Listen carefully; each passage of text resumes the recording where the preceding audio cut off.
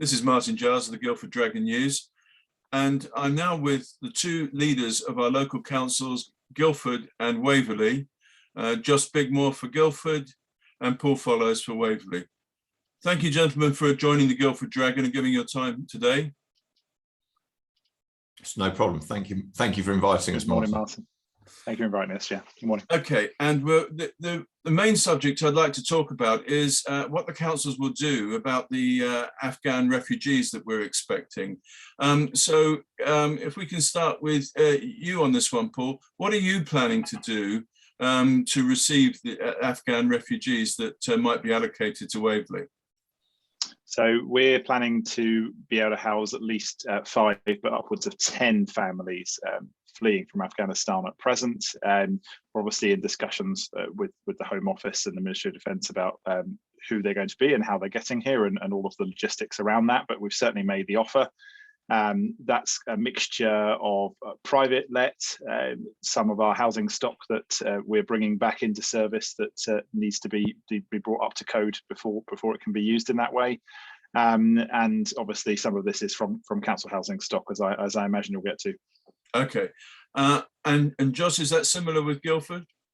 It's very similar. We haven't made a formal commitment about how many families we would look to home, because I'd quite like a bit more detail about who's coming, when, where, and to ensure that we have the support in place that we can actually resettle these families as efficiently as possible, because it's obviously an extremely traumatic time for them, and we need to make sure that we have all the right structures in place in order to settle them effectively into our communities.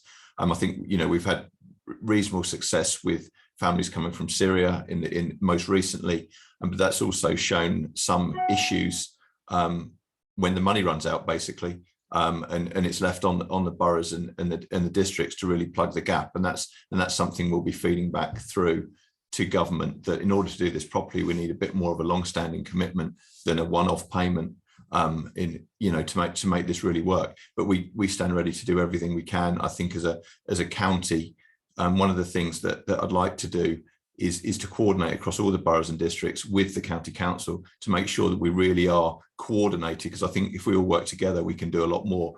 I know that already in the east of the county, Reigate and Banstead provide service for Mole Valley and for Tandridge when it comes to resettling refugees, and I think if we can look to work together we can make the money go further. Okay, if I can just butt in there then. So as far as I can tell, neither of you know yet exactly how many refugees each borough should be expecting, nor when they are going to actually arrive in the borough. Is that right? Yeah, correct. From Waverley's perspective, I mean, absolutely. Yeah, okay. I mean, it is. Sorry, Martin. Sorry, just carry on. No, I was going to say, I mean, it's obviously a pretty chaotic situation. Yeah. And it's very traumatic. I think it is unfolded far faster than we all hoped and many had predicted, and we kind of now we are faced with a lot of uncertainty. Okay, but given that, I mean, absolutely, it's a very fluid situation and happened all of a sudden. But given that, how much are you able to plan?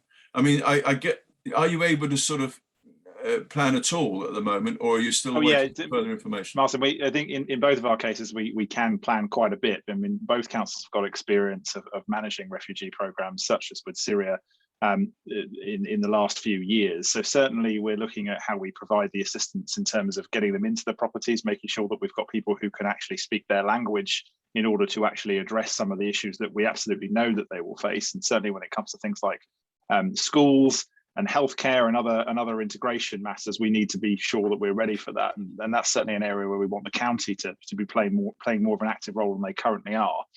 I think the issue that we've got about how many are coming, what sort of family groups we're talking about, that is the sort of thing we hope to be hearing about soon from the Home Office and the MOD. But as Joss says, the chaotic nature of the situation is such that we're just making sure that we've prepared the groundwork.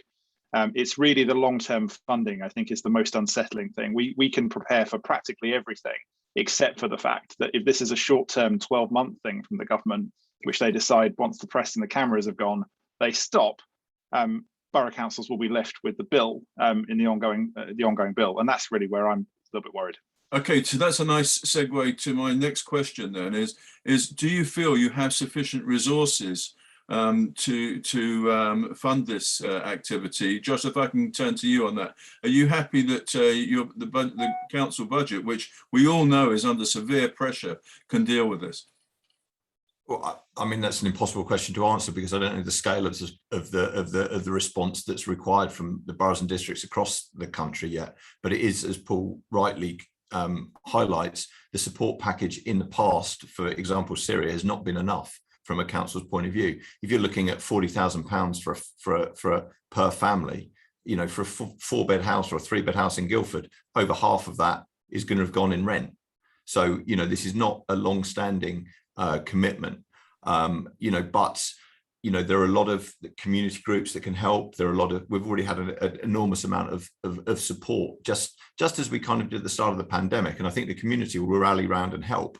But yeah, unfortunately, before we get on to that, there is still a monetary aspect that okay. I think gives us all cause for concern, given the budgetary issues across pretty much every council in the country. Okay, so before we get on to the community support there, which I would like to touch on, Paul, if I can come back to you. So what are you doing about getting the government to help the local councils here? Are you talking to them, and what kind of reaction are you getting? I'd like to point out that we did invite Angela Richardson to this interview as well, but she is on holiday at the moment and hasn't been able to make it. But yeah, can you say what negotiations are going on with the government, please? It's a common thread at the moment, isn't it, for various figures in government to be somewhat AWOL on this particular subject. A little bit disappointing, and actually that reflects a lot of what we're seeing generally and what we're trying to do here. You speak to one government department, you get told to speak to somebody else. You speak to the NHS, you get asked to speak to the government. This is one of those things that has always been a bit of a problem. So I've been speaking to, and I know other council leaders have been speaking to, Ministry of Defence, because obviously they have quite a few housing assets that are not fully utilised. So we think there's some opportunities there. But we have obviously been talking with the government, particularly about the funding, because we've all got experience of not having sufficient. I think that the two things I probably want to highlight with this is, firstly, the amount of money that the government gave for Syria, even for the year that they did do that, was not sufficient to cover the costs of that year, but at least it was something. Once we got into year 2 plus, there was nothing, and so we were footing the bill completely. And that's exactly what we're worried about here. So we've been really just trying to talk to the government to ask them to have a more sustainable long-term funding framework than what we have seen in the past for Syria. And that really is where we're all a bit worried, because we want to do as much as we can. But as Josh has alluded to, it is very difficult for us to budget. I mean, it's not like councils are swimming in money. We've all got budgetary issues. And so we're having to predict here what sort of hit we might have. So certainty and assurance from the government over the sort of 3 to 5 year period would be preferable, and is what we're seeking from ministers at the present. Okay, and presumably, Joss, it's a similar situation in Guildford. Absolutely. I mean, we discussions with the Surrey leaders and we've now got a single point of contact at the county council that should act as a conduit between us and Westminster, because obviously 11 boroughs and districts and a county all shouting at different departments at different times is not going to help anybody. So Tim Oliver has offered Michael Coughlin to act as that single point of contact at the county council. So hopefully we can coordinate our message up and down to the various government departments through that. There's already a meeting yesterday with all the chief executives across the county, and there's one today with all the housing leads to make sure that we really are coordinated in what we're doing. And that's I mean, it's not a very nice term, but we kind of need to come up with a bit more of an industrial solution rather than just each borough and district doing its own thing in a disconnected way. So, you know, we're trying to put, I know that, you know, that these are human lives in awful conditions, but we need to make sure that there is a proper support network and a robust structure for them to arrive into. Otherwise, this is going to fail and cost a lot of money. Okay, no, it's not just. Sorry, Martin, can I just add one thing there briefly as well? Joss is too polite to mention this sort of thing, but I mean, the boroughs and districts have also been pressuring the county for some weeks to get this single point of contact in. It's taken them quite some time. So obviously, I'm really glad that they've done it, because for all the reasons Joss outlined, it's really important that they are involved in this and taking a lead. But we have been pressuring them for weeks to get this going. And it's taken too long for Surrey to get their act together on this. And really, at some point, they need to be held account on that too. Okay. Now, Josh, you touched on community support in an earlier answer. Judging by the reaction on the Dragon, I think most people are very sympathetic with the refugee plight. And historically, we have supported refugees in both our boroughs before. Are you confident that that support will show itself again? Well, I think the evidence so far shows that it does.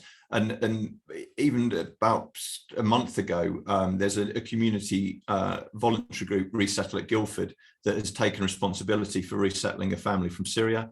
There is some grant funding available for that, but they are taking responsibility for the support in the community of resettling that family. And I think that's a program that's available to all if the community groups are interested. And that's, I think, a far better way for resettlement to happen when the community takes responsibility rather than some government agency telling, almost top down. So, when the community takes responsibility for integrating and supporting families when they arrive. So that's something I'd really encourage. We've already had a lot of offers of properties. I mean, how charitable private landlords are with offering properties, but I'd like to think this is done in a very good spirit. So you mean they're offering them for no rent, or they're offering? No, they're saying these are potential. So we have a list of offers, and it's there is obviously, as Paul has already alluded, there's quite a lot of MOD property in the county, and that's something we're looking to match up. But at the moment, when you haven't really got the numbers and the names and the how many beds they need and what type of property is coming out, it's really difficult. So we're just kind of waiting at the moment to match families with property. Okay. And Paul, what would you say to someone on the council house list who might feel a bit miffed that they're being bumped down, as they might see it? What would you say to them? That they're lower priority, or that it won't affect them? Right. Well, I've actually been having this conversation on social media, and I just put up a video this morning trying to respond to some of those very questions. And actually, what I've been saying to them is that council house allocation is done by need. The UK has a duty in this case because we have been so involved in Afghanistan, and certainly the out there at the present. And I think most people would say that the UK has a responsibility to act, and the government has to recognise that too. I think we have that responsibility locally as well. And when it's the hierarchy of needs, you've got people who are fleeing from a country for their lives, and genuine fear of persecution and violence, and perhaps even death. So, I mean, there is a hierarchy of needs issue here. Now, I understand that we've only got so many council houses, and I'm not even going to pretend that it doesn't affect people who are going to be on that list, because of course it does. We can't just magic up houses out of nowhere. What we have tried to do is ensure that some of these are private lettings, and we have tried to bring into service, using some of these additional resources, houses that were not currently in our stock, so that we can try and mitigate this hit as much as possible. But I think the thing I would say to them, and I have said again this morning in my video, is that actually there's a reason we don't have enough council houses, and it's because we're competing with private developers for land, expensive land in the southeast of England, and it means that we can't build social housing as quickly or as well as we would like. Developers can get away with murder when it comes to building their affordable and social housing, and affordable is a misnomer anyway. And as a result, we try and overturn these things, and the government planning inspector will undo any good that we try and do in that space. So it's more a case of getting residents to also recall that we want to build more social housing to help not only situations like this, but also our own residents. And we are building them, but it is obviously a slog. So I'm trying to explain to residents how this system works in a calm and straightforward way. But to say it doesn't have any impact is, of course, would be untrue, and I don't want to pretend that there isn't an impact. Okay, and Josh, we're not talking about really large numbers here, are we? I mean, if we divide up the number amongst the boroughs in the UK, it's not a huge number per council or local authority. No, it's not, and I think you're always going to get really unfortunate circumstance, like the army veteran that's on the housing waiting list that feels he's as deserving, and that's completely understandable. And as Paul said, there is a hierarchy of need, and that's the truth of it. And I think we have a moral responsibility to look after the vulnerable, to be honest, wherever they come from, our own within this country or countries around the world that are fleeing horrific situations. Okay, now I'd like to move on from the Afghan refugee while I've got the opportunity to speak to you both. Recently, the leader of Surrey County Council has claimed that the so-called county deal is not another way of achieving the single unitary authority that proved so controversial last year. Paul, I'm going to start with you. Do you accept that assurance? To be blunt, I don't accept a lot of assurances from the leader of Surrey County Council when it comes to this matter. He continues to do this thing without any consultation with the districts and boroughs, despite the last round that we all went through and all the money that everybody had to waste in dealing with the first lot. I would have taken his assurances far more seriously had he come to all of the 11 borough and district leaders and explained to us what he wanted to do before he sent a letter. I'm also a member of Surrey County Council myself and didn't hear anything about this until I read it in the press. It wasn't sent to any Surrey members either. So, there's a certain amount of mistrust there. I think it's also pretty clear that what he's asking for is not necessarily what the government are actually offering. It seems that he's still after a unitary. They seem to be offering some version of combined authority powers. It's not really sure. I'm not even sure the government know particularly what they're offering though either. So it is all a bit muddled. But I think what he's done though here is again raise the hackles of all of the districts and boroughs, because we don't know really what they want, and we're all just worried that it's going to reduce the democratic representation of the people of Surrey.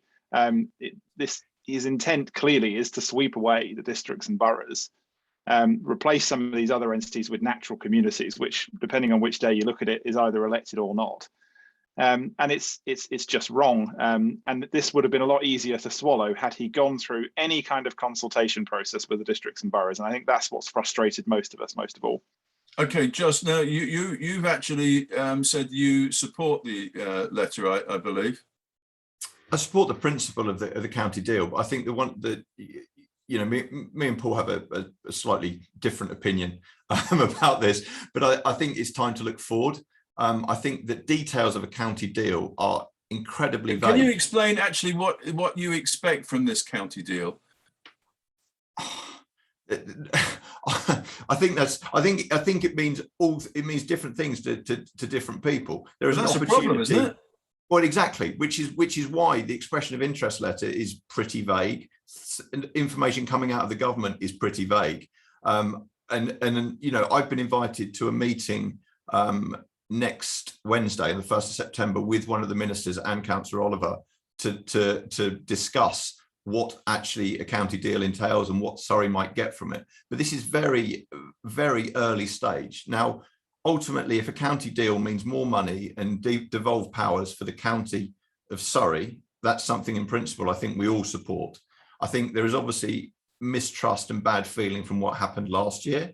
However, do we want to be in this to see what it's like, or see what's available, or do we just say, actually, no, we're happy with how things are? I think, we all need to move forward as a county, and it's difficult to do that if the boroughs and districts and the county are fighting each other. So I want to look forward rather than back, but I fully understand the depth of feeling about what happened last year. But until we get more information about, what a county deal is, what powers they're talking about devolving, and whether that means more powers gets devolved to the boroughs and districts from the county, who knows?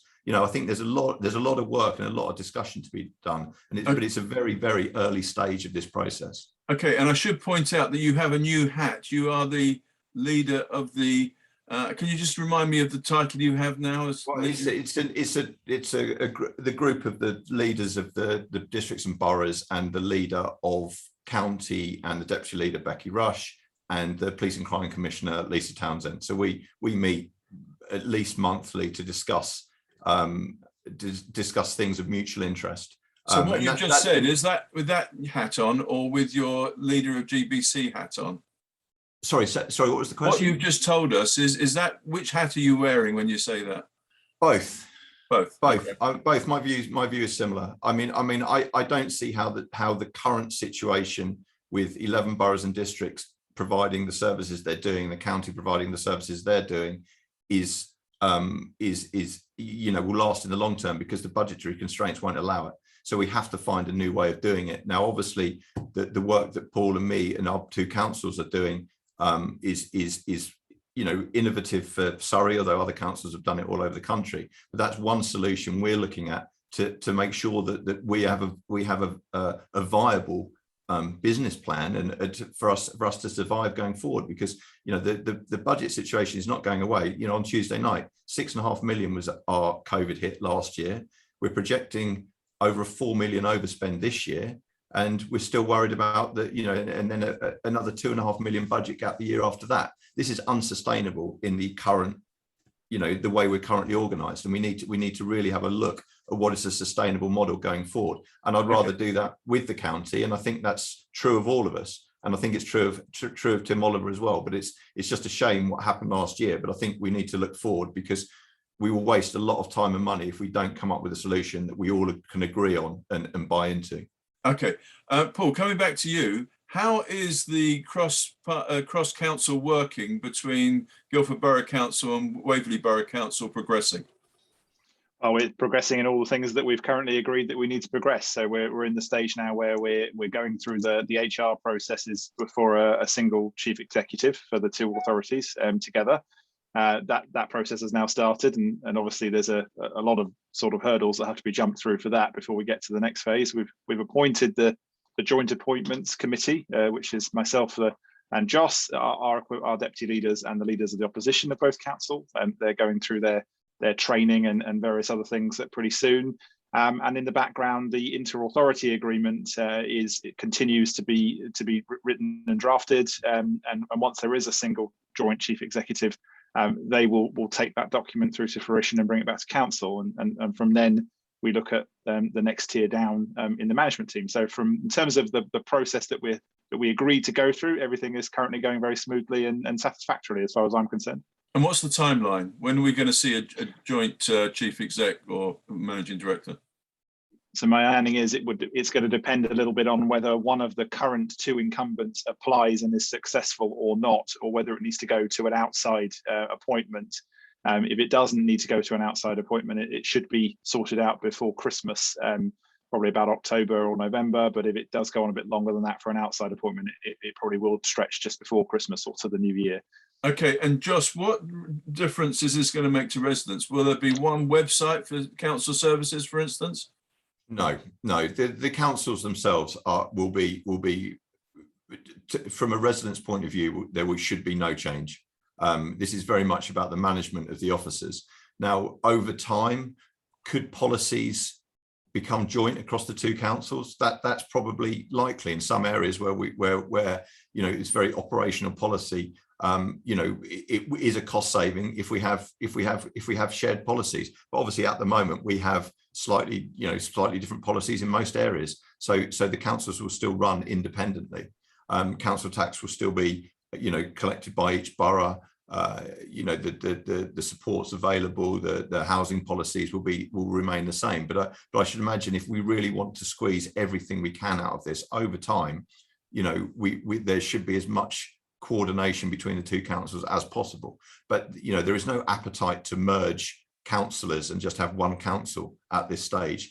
And that, if you look at experience of other councils in other regions that have done this, that has been a hurdle that has been too high for most of them, even if they've 10 years into this process. So this is not about having one set of councillors for Guildford and Waverley. This is about efficient operation of two very similar sets of officers across the two authorities.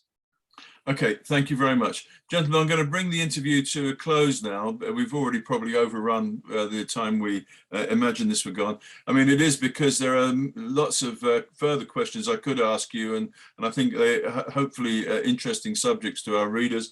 But I do hope that we can repeat this exercise again in the future, because I think it is very informative to those that are interested in our local administration and politics. Absolutely agree. Thank you, Martin. Yeah, thanks a lot, Martin.